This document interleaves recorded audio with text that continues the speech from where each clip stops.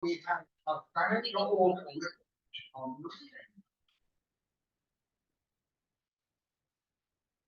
So thanks to everyone that was hospitable to that. Thank you. Thank you. This weekend. I'd like to say thank you to Mary Ellen Moore for her help in the FANAC assembly line, putting fanzines back together. And I'd also like to thank the people that brought us fanzines to scan: Nick Berry, AC Kyle, Murray Moore, Lenny Benlis, John Wesley Harden, and everybody else whose names I've forgotten. And I wanted to let you know that it's not all in vain. This weekend so far, we have scanned more than 2,800 pages of material.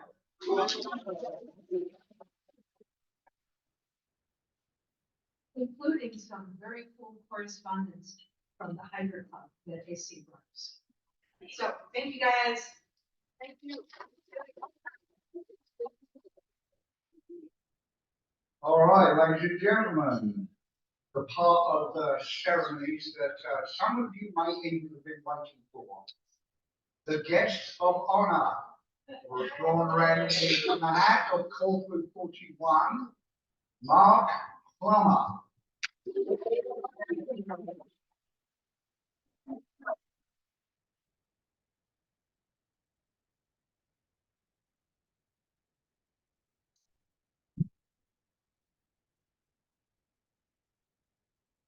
Not flat. Well, Education.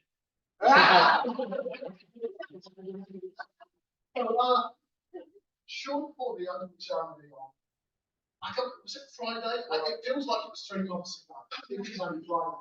I was standing talking to William, and he was asking me about the call for you guest of honor. And he asked me if I had done it. I said, and he said, well, do you pay your way out? I said, no, I don't do that. Because I've worked it out. We all know. Lots of people have been guests of honor, lots of people pay their way out. You still think, you run the watch, I think. It's going to be safe. There is no need. I will be okay. This is the third time Claire and I have been in Las Vegas. We have never again. Why have we done? I don't know about the rest of you, but I often tend to approach the call with the idea: if my name were to come, do I have an idea what I want to say? And I've had various ideas over the years. They've sort of gone out and died and then come to something else. But when I first arrived at this Google, I had no idea what I might say. But fortunately, that changed. I got this great idea on Friday afternoon.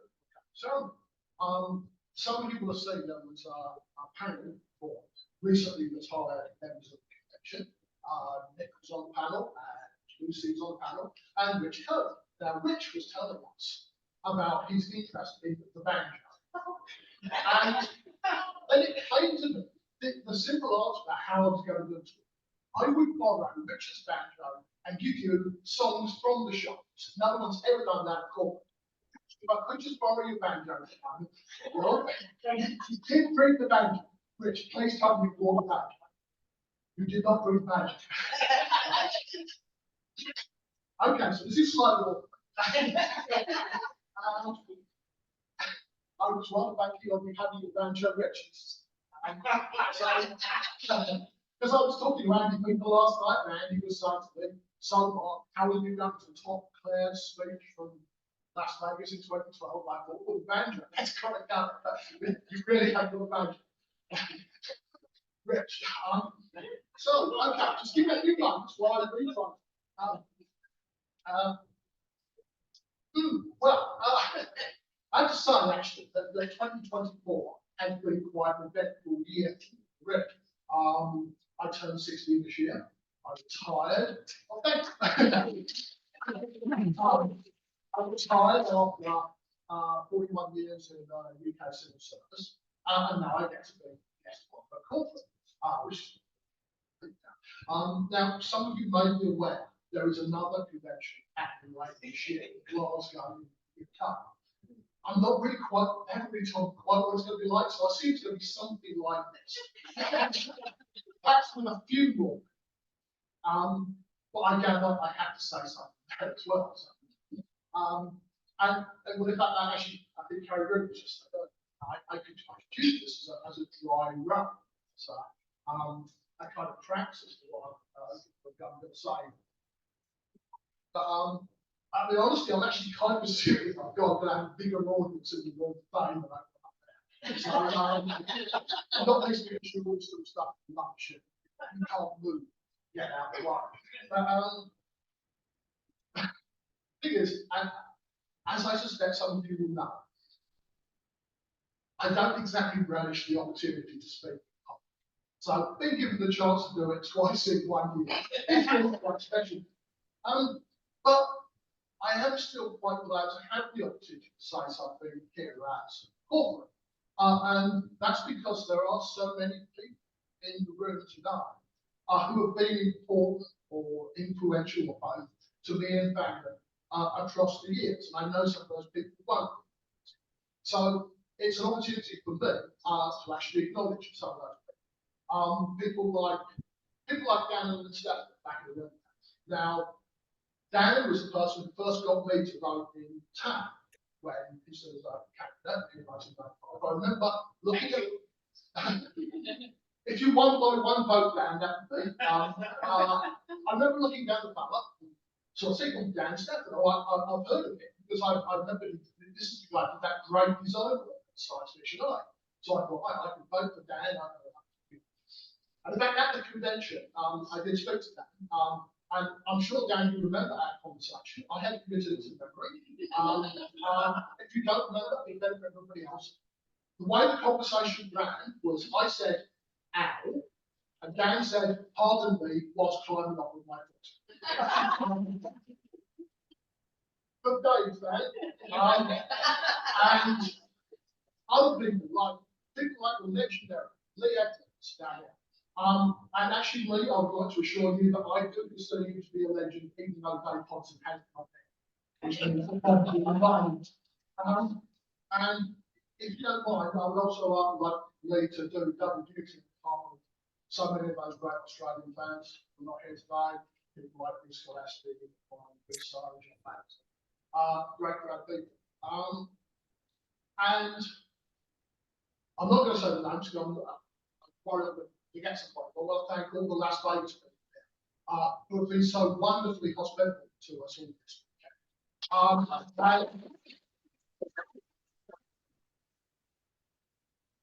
You know, it's bad to say, it's what we would expect of you, because we know that's what you will like.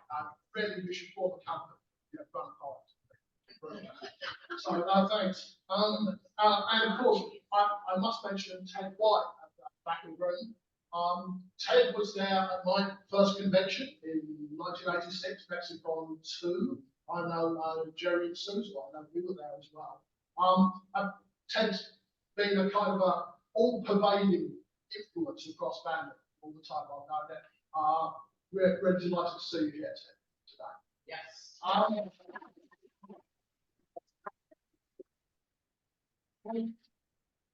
There's so many other people I can talk about. That's the Seattle crowd, that's the Bay Area crowd. There's the Fanac, Encyclopedia crowd. And I can probably say something about just about everybody. Well, I say everybody, Nigel, not you, obviously. because of my thing, obviously. Yeah. And actually, if I'm honest, I'm not sure about Rich Culligan because the whole range of it. But there is still one person about whom I feel I ought to say something. I'm often asked how it was that I first came to Nicodemus Alfalfa Farley is, as he is more properly known amongst the law enforcement agencies of public sanitation. And I've been asked how I came to make it so often. I did once write a version of this, which is full of stories of second-hand young salesmen, food horns, and Nick's pivotal and accidental role in the outbreak of the First World War. I should probably admit in front of all of you now, that what I wrote then was not entirely true. I know that, yeah, the idea that somebody wrote something with fans and it wasn't true. I appreciate it's a novel line, maybe a bit of hate. It wasn't true. But the truth is that actually I can't quite remember it. So I first met it, although we haven't known each other for 110 years now. Nick often reminds me of a line which I think was first used in a fanzine article by Rob Holster. And it's a line that I've recycled myself many times over the years when thinking about some past discipline. And the line is, I was not then as sensible. I'm not using the line here to describe my relationship with Nick, because Nick, I think, strikes me as being the opposite of this, in as much as he is precisely as sensible now as he was.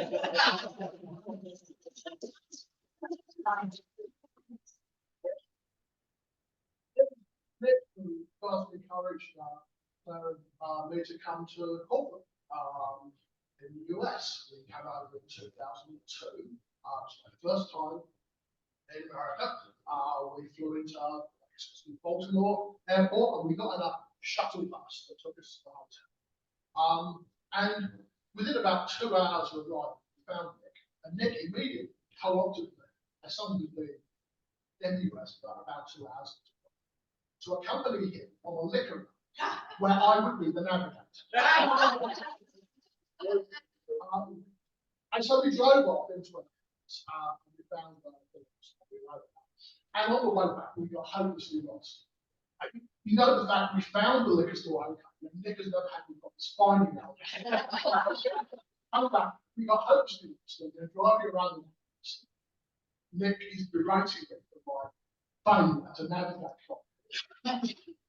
When by pure chance we arrived at the junction through which we travelled on the shuttle bus on the way in, I still marvel that we actually arrived at the one place in the entire North American continent where I moved away. Next turn this, I think we go right in this. People find this an end, turn left, and turn this way. Now, there have been so many other memorable family moments with Nick over the years. I remember the Christmas meeting at the London Fan Group, probably sometime in the late 1980s. I was standing in the restaurant when a chap called Kevin McKnight burst through the door and started grabbing handfuls of toilet tissue. And I obviously enough asked Kevin what was going on, and Kevin explained to me that Nick's ex-wife had just hit him. And I came back into the bar to find Nick was slumped on the floor with blood streaming from his nose. I actually later learned that I'd actually misheard Kevin. What he actually said is Nick's ex-wife just bit him. So there's Nick slumped on the floor, blood streaming everywhere. Not for the first time with Nick, and certainly not the last. I found myself somewhat at a loss for words. And the only thing I could think to do was I bent over, shook his hand, and wished it had Christmas. Now there was the Pico in London. Now I imagine most of you won't know about PicoCon. PicoCon is a small one-day convention in London. And it's in a student union building, so it's very cheap to get in. But it's also, because the student building is a student bar, which is cheaper than the regular pub. And I remember meeting Nick there one year, and we worked it out that because we paid about £5 to get in, but the beer was cheap. If we drank enough of it, we'd actually make a profit. Right? I can't remember if we did, but we gave it down with going.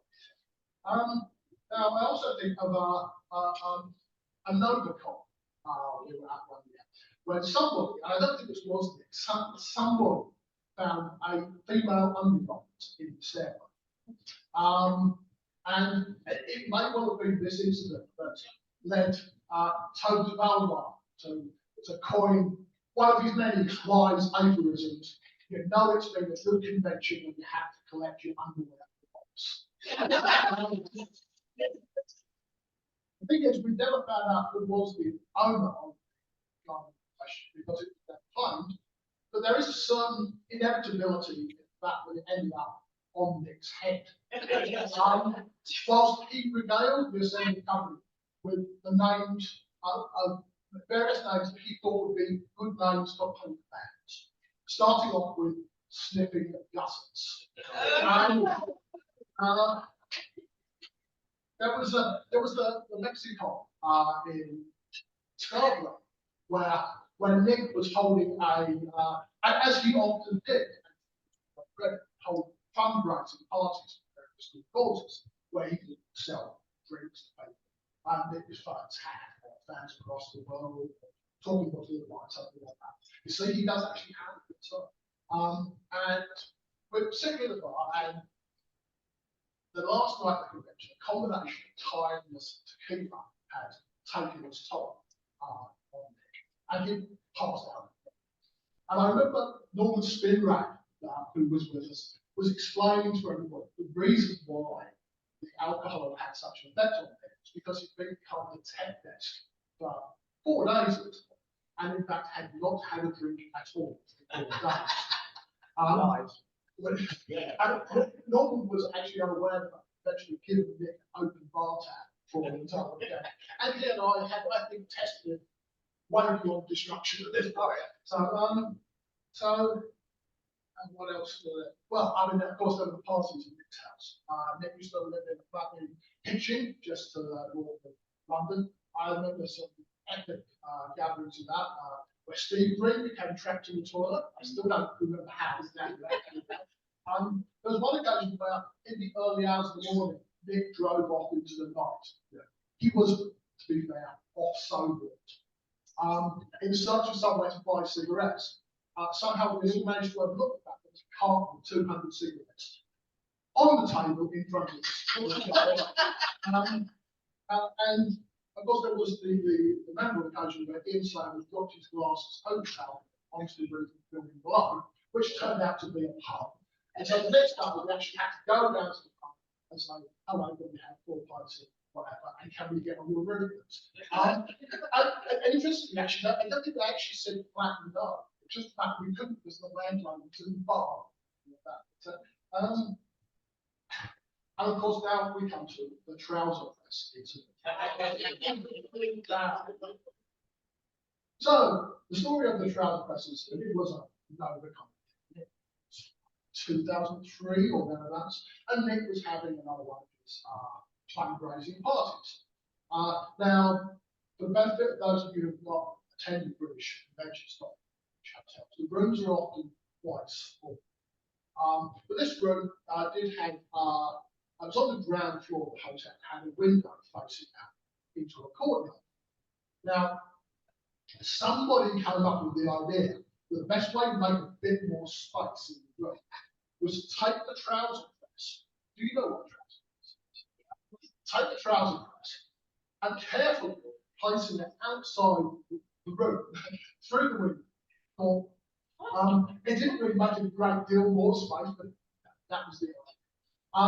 Unfortunately, a member of hotel staff saw the trouser press, well, the trouser press should not be, in the courtyard, and presumably thought that placing expensive electrical equipment outside in November is not the best way. And a manager arrived to have words with Nick. Right. Nick was actually blissfully unaware of the trouser press having been there. And so was somewhat surprised to be encountered by it. But the hotel manager spoke forcefully with him, after which Nick then spoke considerably more forcefully with the culprit, who was James Baker. And I think by this time we were outside, but we could still hear Nick talking to jokes.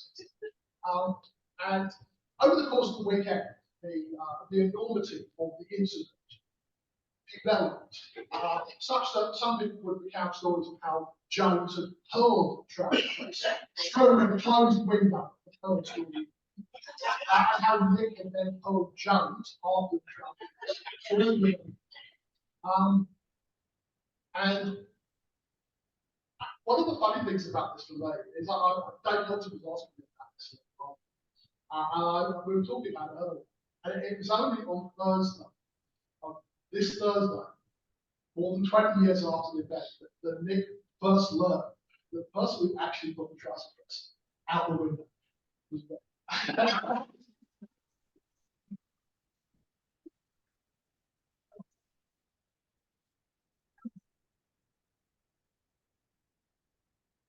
At least I think it was me. The trouble is now something people can tell. I think this is one of the things. This is why it's so important we have things like fans like because you know we kind of lose the reality of the telling of the story. We actually forget what happened. Yeah, I do actually. It was my responsibility. So I think it's true to say that Nick has been there for so many personally important fact moments over the years. And I think because of that, I often find myself when facing a vanished moment, I ask myself, what would Nick find? And honestly, I can hardly recommend this method to all of you anyway. If you face a dilemma, ask yourself, what would Nick Fury do? You just have to remember the second part of the equation, which is then do something else.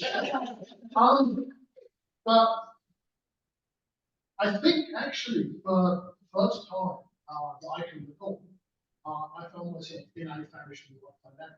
And the question actually really works for me because I often find it difficult to work out how to end the things. I can sort of start an article, but to try to think how is it going to wrap, how is it going to. And I was having that problem with this talk. And so I asked myself, what would Nick find? And so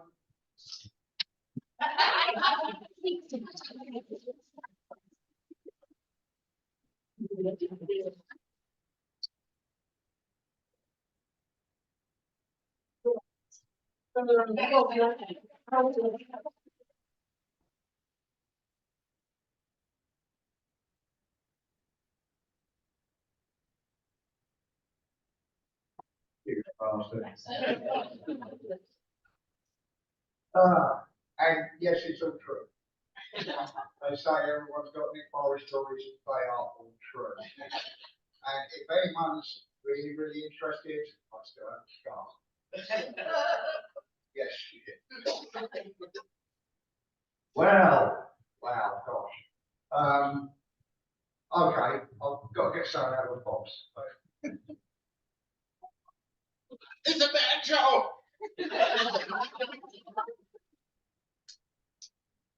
No, it just looks like a bad joke.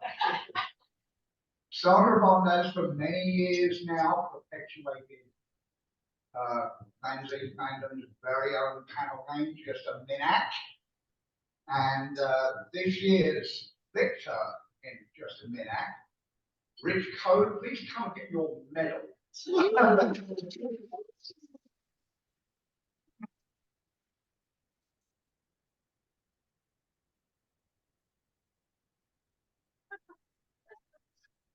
There you go, where we try. Congratulations.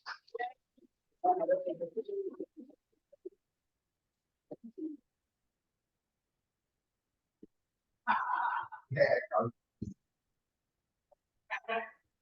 And for our next presentation, I'm going to have to waffle on a bit, so I'm going to have to give him a minute to get up there. I would like to call up Ted White.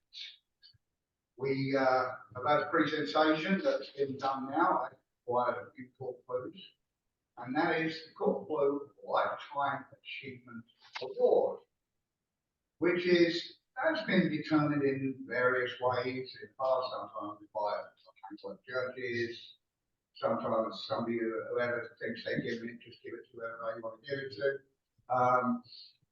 And last year's winner, Rob Hanson, was detailed by me who determined this year's winner for a couple of good reasons. One was that the year before they did the same thing. And that's always a good sign. So, and of course, I don't think anyone would dispute Rob Hanson's great knowledge and depth of knowledge in the field towards anyone who might be deserving of the Lifetime Achievement Award. And it's an equal honour here at this point. We're very grateful to have Ted here, courtesy of the Corporate 50, as Ted himself was the inaugural recipient of Corporate's Lifetime Achievement Award. So, Ted, if you'd like to come and do something with this year's winners.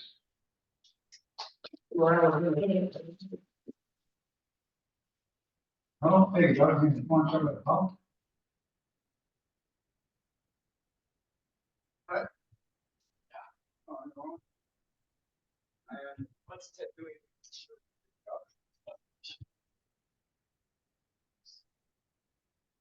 I'm surprised to be doing this because, despite being the first winner of the Life Achievement Award, I don't have any special fees.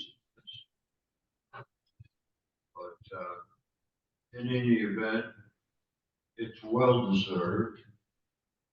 And, I can only, say that of all the people who are here, probably this year's winners are two of them. Have done more for fandom in the last decade or two than anyone else except possibly Bill Burns. And the winners are Joseph Clary and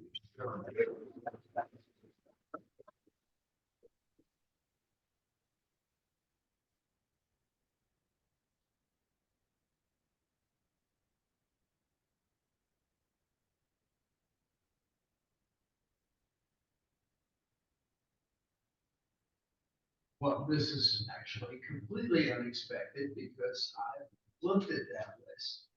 And that list has great names on it who have done things for incredible amounts of time.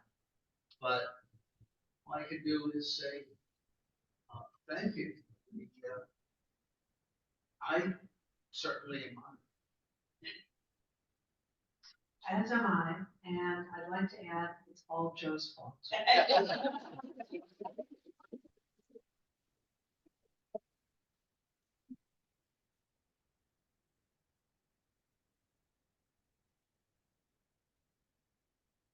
Of course.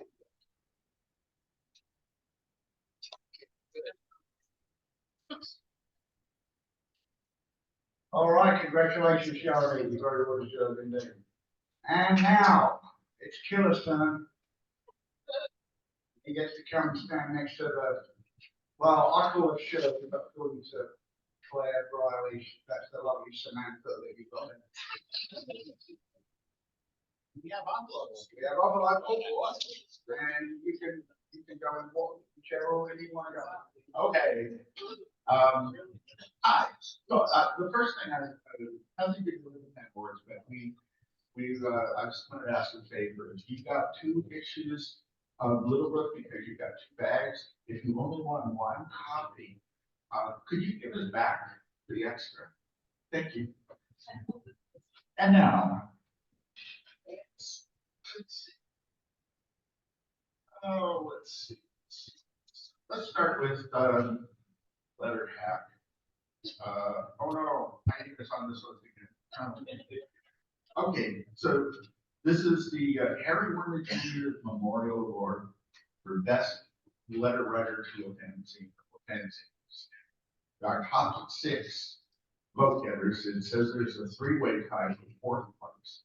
And these names are in alphabetical order.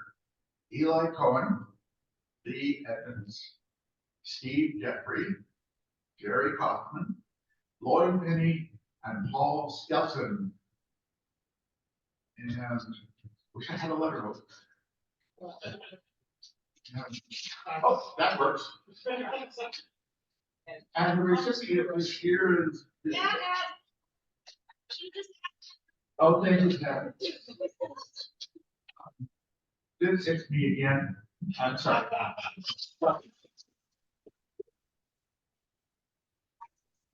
Thank you. Thank you. I've gone through a few of it. Oh, it's not good.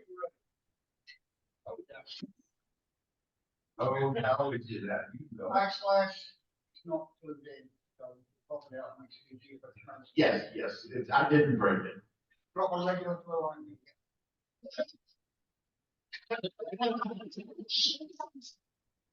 Oh, it's, special publication. Our top 5 vote getters, beyond fandom, Rob Henson. That, I don't mean that Rob Henson is beyond fandom, it's a collection of material here. Portflue Crack, celebrating Irish fandom in Portflue. Rob Jackson, Pat Percy, and Sue Mason. Generation Femizine, Rob Hanson. DMZ, a memorial to Denny Lee, Karen Shaver, and Jerry Sullivan. And finally, the Heart Remembered, Walt Willis, Dave Langford is responsible for that collection.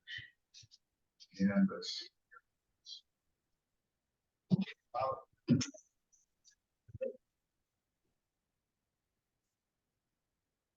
Have an assistant do this.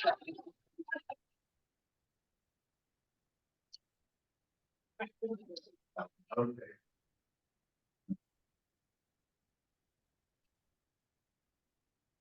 Beyond fandom by Rob Henson.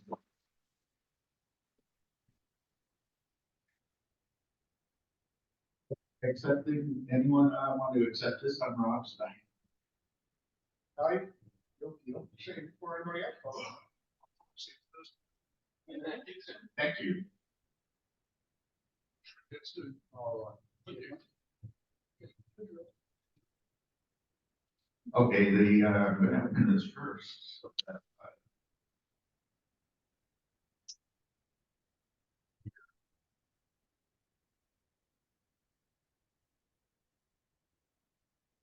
that's not, I'm sorry, that's not.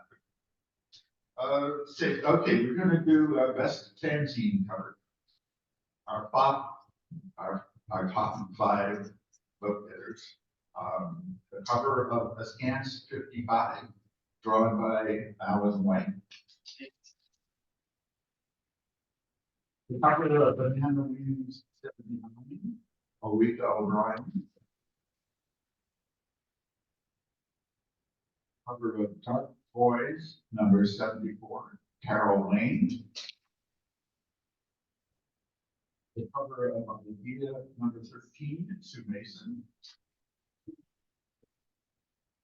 And the cover of Portables number 9, Carl Juarez.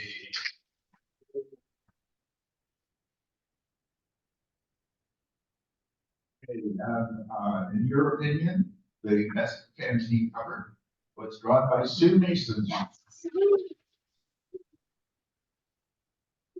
And applied to Jerry Sullivan for publishing that idea.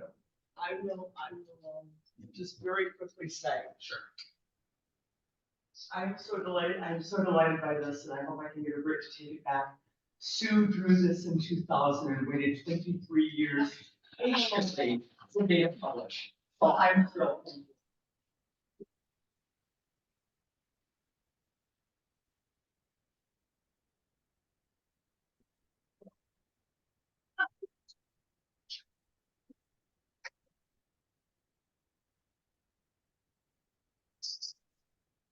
What's the secret? Okay, and our last 4. Yes, we have 4 more. Let's go to best band artist. Our top 5 vote getters are Sue Mason, Ulrika O'Brien, Allison Scott, Carol Wade, and Alan White.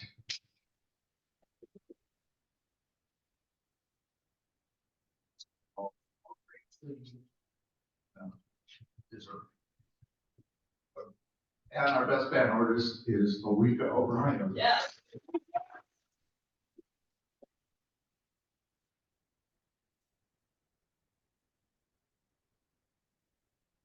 I have to say unexpected. I didn't do a lot this year, but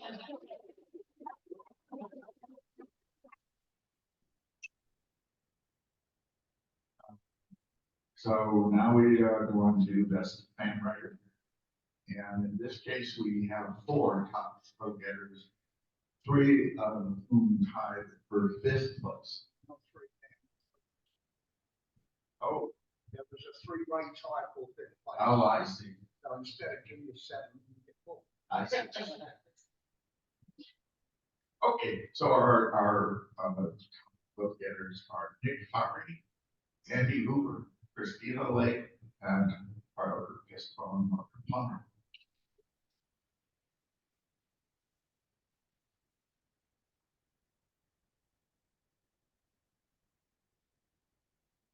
Mark, come on back up here. Get off.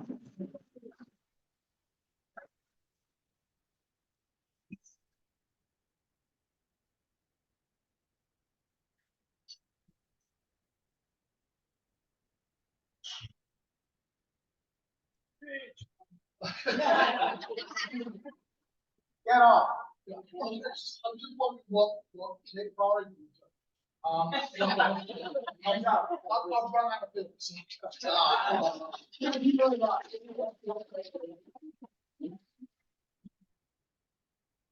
Okay, for Percy, our top 6 vote getters, there is a tie for 5th place. Captain Flashback, Andy Hoover. Gen Z, Jen Farley. Loftiornos, Fred Lerner. Nowhere Fan, Christina Lake. Harry Scope, Harry Middleness, and this here, Nick Farley.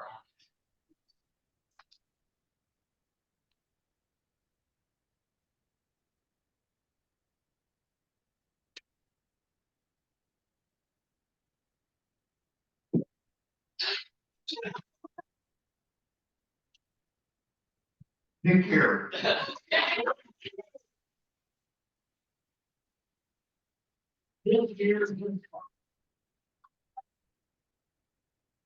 Well, I might try to say this comes as a complete surprise.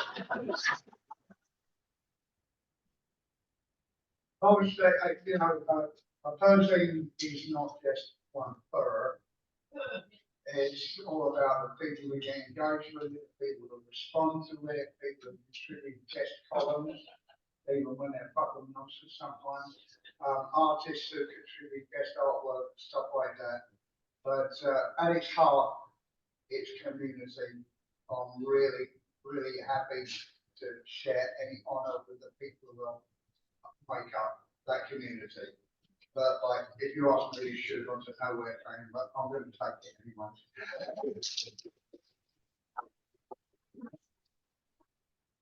Okay, so we're running out of time. I'm going to skip the last one. Best Gen Z. Top 5 vote getters. Banana Wings, Claire Briley and Mark Plummer. Idea, Jerry Sullivan. Inca, Rob Jackson. Possible storage. portable storage, William Writing. And SF commentary, Bruce Gillespie.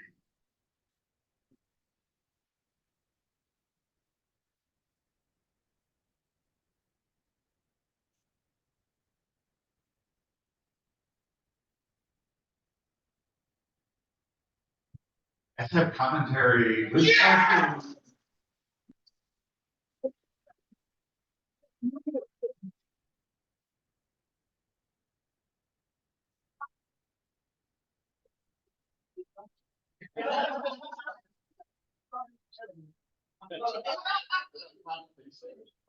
Some of the customers, as Bruce is getting involved. I'm sure, I'm not quite sure where we've been, how we've been in his house. I'll be seeing the Thursday after next the drinks off between them. Thank you.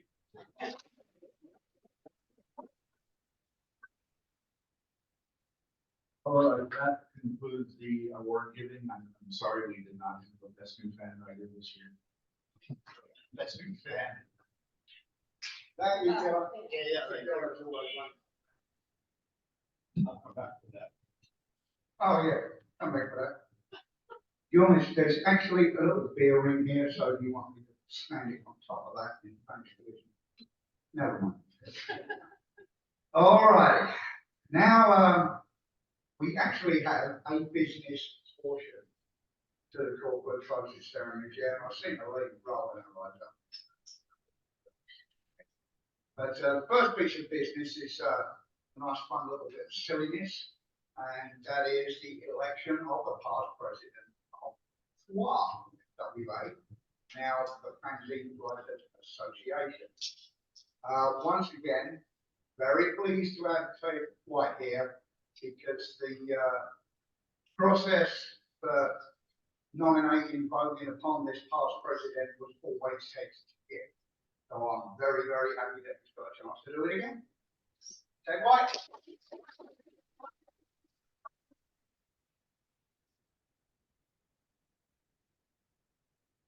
Unaccustomed as I am to doing this. Yeah, well, since the last time that I did this presentation, the name of GoH has changed to Fan Writers Association. I'm not sure how I feel about this. The whole point of it was originally to mock the SFWA. And I don't know, association doesn't have quite the same ring. What the hell? As you probably know, the GoH was founded in 1984 in a very smoky room at the LA WorldCon. And for the first couple of years, it was awarded at the WorldCon. But this proved to be impractical. It made much more sense to do it at Corfu, where actually people involved actually know what they're doing. And we've been doing it at Corfu since what? It's 1987.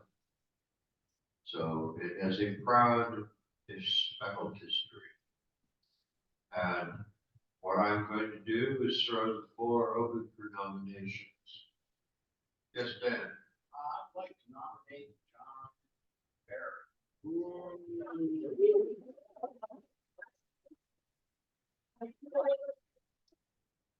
Do we have any other nominations? I'd like to nominate Jennifer Fowler.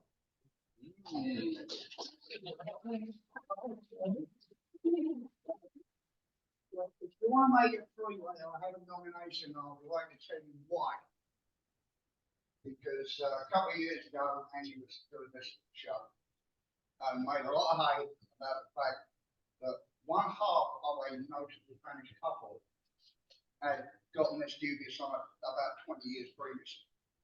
So we decided to correct that by this time nominating the other half, and that goes over to Claire and Mark. Mark got it, Claire got it. Now, he conveniently skipped over the massive omission that, as of this moment, a famous Spanish couple, one of whom has this and one of whom doesn't, is now separated by 40 years since that one half of the Spanish couple got it and the second half hasn't.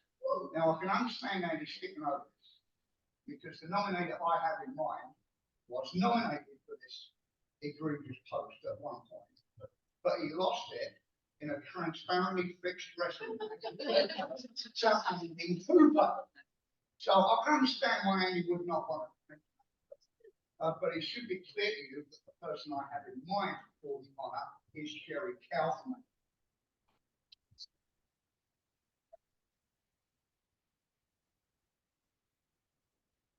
Well, I briefly interject to say that John T. Berry is an extremely worthy candidate for past president of FWA. So very, very suitable, in fact, that he was elected as such in 2022. So that he's not to elect him again, but good shade.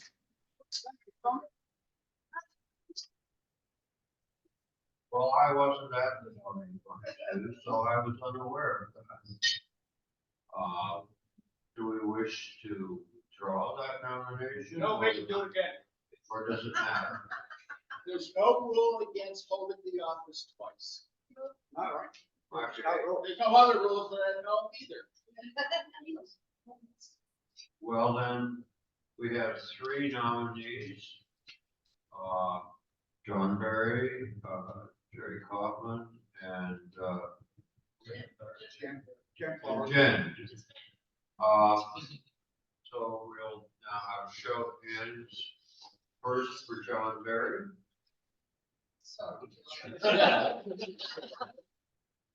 Second for Jerry Kaufman. Ooh, that's a lot. Okay, now for Jen Curry.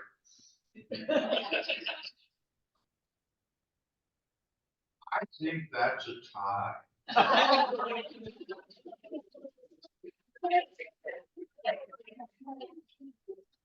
Or might be their both of them past presidents of law.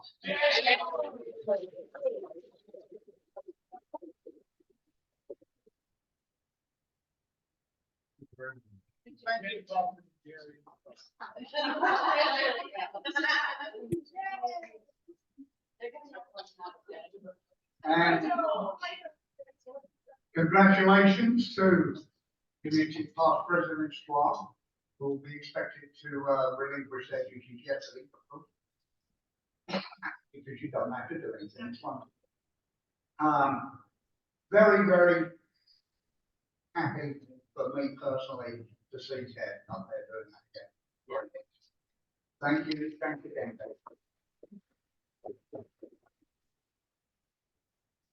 We have one other piece of business at the end of the report flow, which is consideration of bids.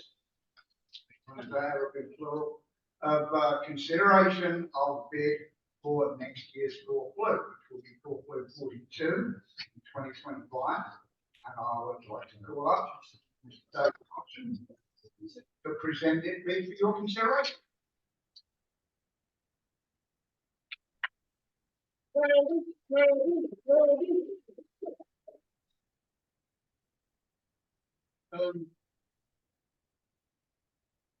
Last year in Belfast was my first.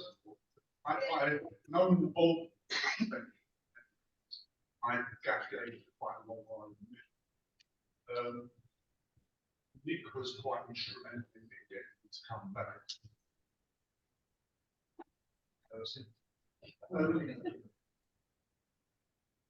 And I enjoyed myself so much last year. I'm here this year. Next year, the Easter Con is going to be Belfast. Tommy Ferguson and James Baker run it. They did a brilliant job last year running this convention. I regard them both as close friends, and I want to try and support the Easter Con as much as possible. So I want to put on a Court Blue in the southeast of England at Checkers Hotel in Newbury, 1 week before the Easter Con, so that all of you have the opportunity to fly over and bookend a nice long visit to the UK with a convention break. A nice little relaxing convention at the start, relaxing to you, not me.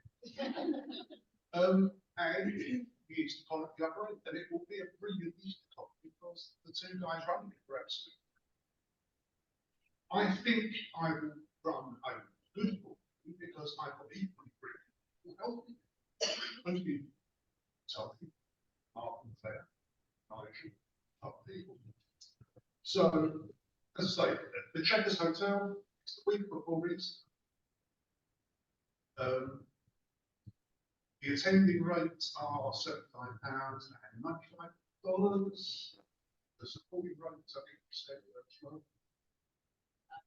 25 is first. You must have done the current. No. About 30. 25. I'll be going, I've had quite a few talks with the hotel. Function space is brilliant. We've used the hotel before. It was used the first Rubicon, which I chaired. It's been used for a plot on whatever they're called. They know of us, they're happy to have us back. We've been offered exceptionally good rates for function space. We've been offered exceptionally good rates for a very good banquet. And if we get a higher attendance than expected, we can either, well, we can either go up one or two quality steps in bank. So the bank actually could be quite spectacular. I don't really know what else to say. It's up to you, Tom. Okay, I have two questions. One is the casino not smoking?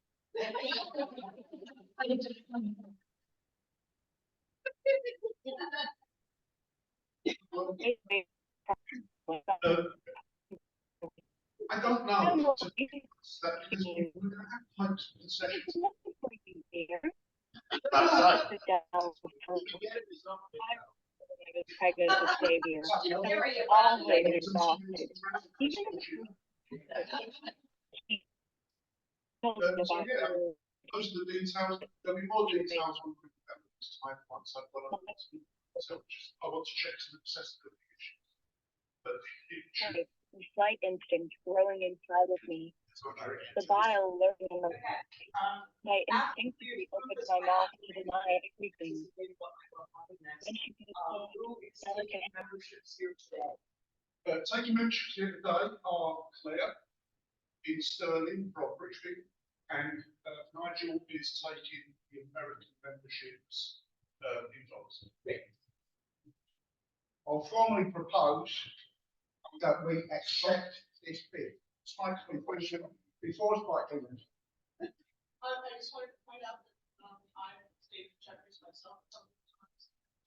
And I said that, and we checked, and it was close to Reading, 15-minute train ride to Reading, which is home of a biscuit museum. Among the other, value town. It's also home of mine, so it's maybe not.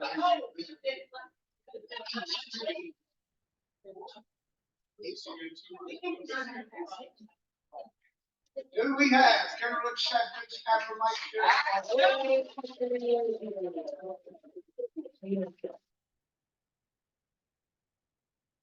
You're committed now, man. Yeah. I was committed 5 minutes after the Okay, that's the business out of the way now. We've just been doing some winding up. There are many, as Jen would say in just a minute round. Daniel, I'd give that one a little slow burn for you. There are many people to thank. Oh God, where do I even start? Well, since we've just had these in front of us, I would very much like to thank Nathan Silver, who did the design and manufacture for the panel boards. Nathan, take it down.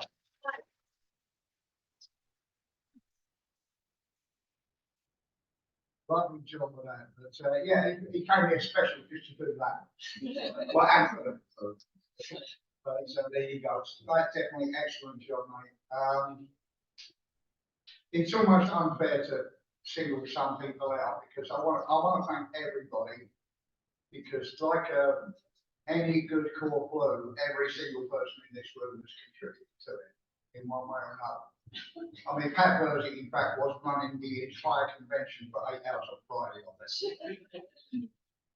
That wasn't planned, it was just, we got out of the way because she wanted to do it, so. Oh, shit, that's all it's there. There you go. I would like to particularly mention our consuite team. Whoa, yes. From Harlan, Harlan, Jack Monahan, Kathy Wilson, and well, somebody else who was yeah, some form. Yes, some informant running herd on that lot. An absolutely fantastic job, you guys. Super.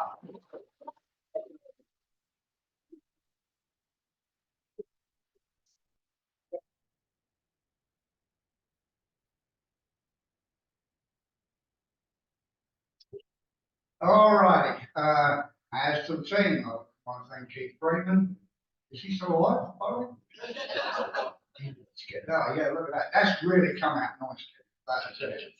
You got the lovely taking photos. Keith Freeman for handling the pennies on the other side of the pond. Well, so what else have we got in there? Well, there's of course one very special person who had never been, I had been to a corfu, but never been involved in running a corfu before. Has had 19 nervous breakdowns so far this weekend, and I've got the bruises to prove it. But I've done a really, really fantastic job of that when I first go. Jen Forry.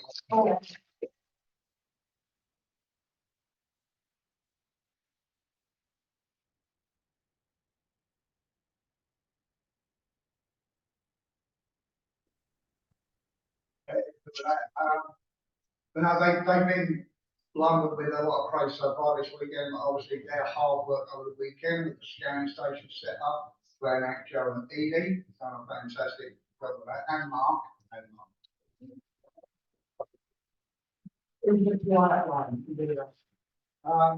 We'd like to thank all our program participants and performers in the totally expected fucking shambles that was Saturday Night Live entertainment. I think that's that's part of the deal. So yeah, we know it's going to be a shambles. So let's just have fun with that. I'd like to thank everybody in that. A special particular thanks I would like to give to my, well, not entirely inaccurate to say, unwilling co-chair.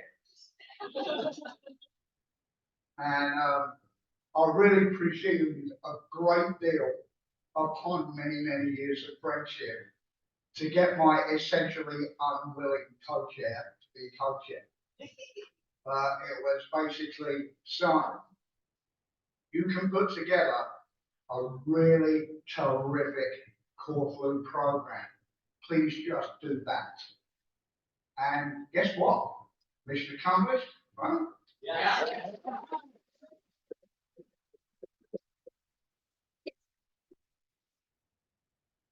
Oh yeah, and I'm sorry I presumed and pulled strings and favours and God knows what else and all that good stuff. But Sandra did exactly, what I really wanted her to do, because I'm actually shit at putting programs together. Yeah. But like, thank you, it's good to have one. It's good to have one's qualities and knowledge in peer review like that. But the episode did an absolutely fantastic job. I got stuck with all the boring bits, and that is quite fine. So, Sandra, thank you very, very much for that.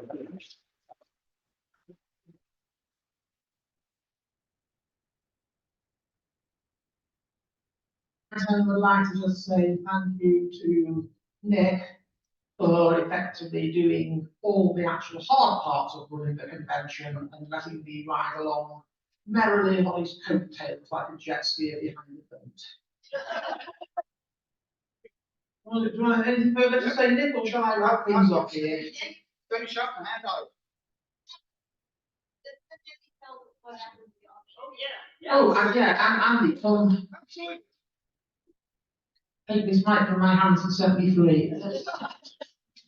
Great. Thank you very much to everyone who did. I thought we did awfully well for Henry, relatively. It seemed like there were more auction staff than bidders at times.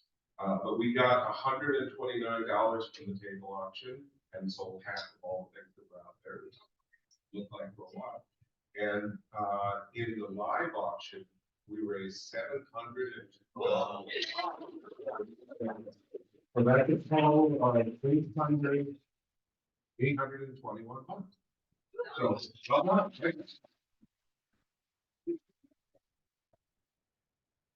You have not given money, or at least told me how money is going to come our way. Please see me after all of this. I'll be around. I'll have to thank you, like here, or when you go upstairs, I'll be. And I have a box of cash.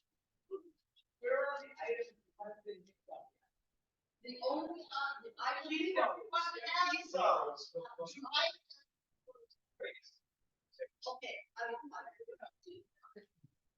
Thank you.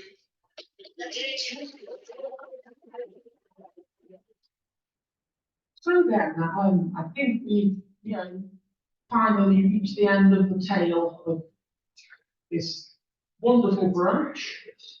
I didn't actually hear Nick single out Tommy Ferguson specifically for thanks. I would like to thank Tommy Ferguson. And I'm sure everyone who's watching this video is content.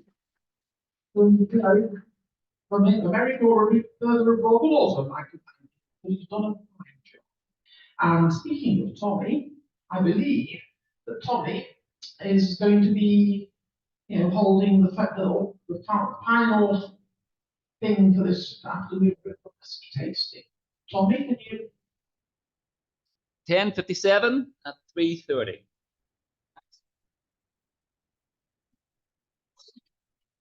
Yeah, I will just have to add one more thing, so I was like such a twat, I mean, mentioned something. I recall a Mexicon where we had a tech group, I think Mark probably remembers this as well, where at the end of it, they were going through this long list of thanking everybody and did not mention us once. And that was Mike Ford. And the way he got out of it is the way I'm going to get out of this one, which is Mike says, "You did such a great job, we didn't even know you were there." But yeah, Tommy done fantastic. But I wish I didn't know he was there for 2 years. So, cheers, Carol.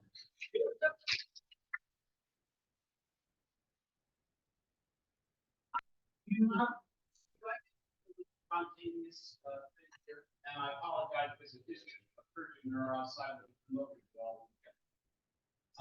What do y'all think of the idea of, since the tradition of the Harry Warner Letter Act Award, what do y'all think of the idea of naming the fan arts award up after Steve Stiles?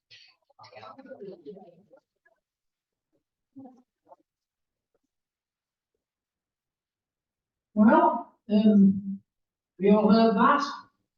Does anyone conceivably object to it? Because if they do, I invite them to come and meet me and I'll give them a shout around the trees. That's a fantastic idea. He actually objected to it, but Mike Scott tried to do it 6 years ago, but he's not here to object anymore.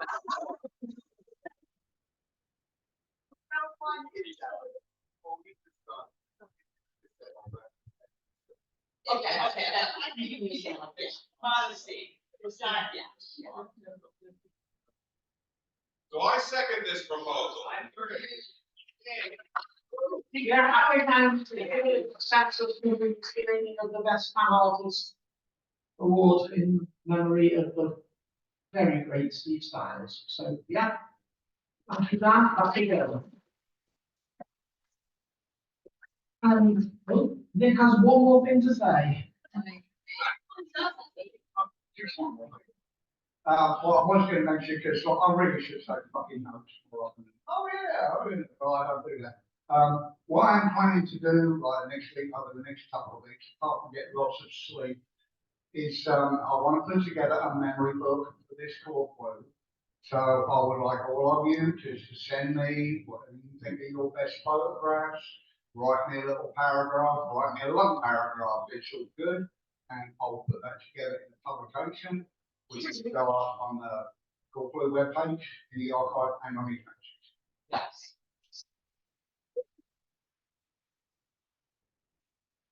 And with that, I think we have finally reached the point where I can say, this is the end, my only friend, the end of Core Blue 41. So it's good night from me. And it's good night from her. Good night.